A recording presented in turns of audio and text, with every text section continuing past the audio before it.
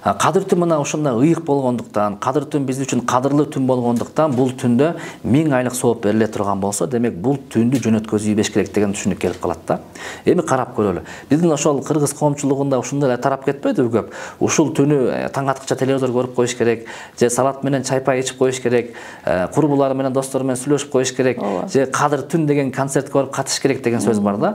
Мында философия эмне болуп калды? Эптеп эле түндү өткөзүш керек болуп калды да. Жок, бул ката түшүнүк. Бул деген ката түшүнүк дагы, балким бул түнү биз көбүнчө өзүбүз менен өзүбүз болуп, Кудайдын алдында ошо түн өтө кыска эле түн да. Кыска эле бир аз эле түн. Бир түн адамдар уктабай эле телефон чукуп коет атпайбы?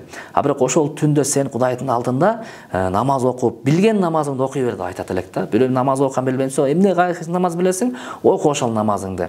Билген Кураныңды оку, билген зикирлерди чал, Кудайдын алдында ыйлап, жалбарып дуа кыл. Кудай Таала ошо бир жылдык тагдыры берилген. Ошол бир жылдык тагдырымда мага ушул жумушума береке бер, үй бүлөмө береке бер, балдарым ден соолукта болсо экен, ыймандуу болсо экен, Кудай Таала ушул асмандан жерден келе турган баледен сакта, кырсыктан сакта, мамлекетке тынччылык бер деп, түн ичинде ушул айтыла турган көп көкүрөктөгү ушул арыз, муңдар бар.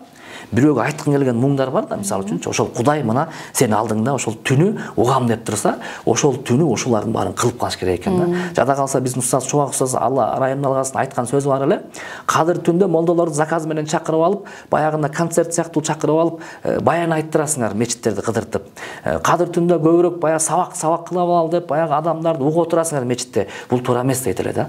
Кадыр түнү сабак уга турган, кадыр түнү баян уга турган түн эмес. Кадыр түнү Кудай менен баарлаша турган түн дейт да. Карагыла кадыр түнү ушул баян угуна отура турган түн эмес болсо, демек жөн эле чай ичип отурган, жөн эле сүйлөшүп отурган түн андан да алыс болуп кетет да. Ошон үчүн ушул түнү биз Кудайдан берилген ушундай бир мүмкүнчүлүк болгондуктан ошону колдон келсинче пайдаланып алыш керек деген нерсени айткым келип атат да.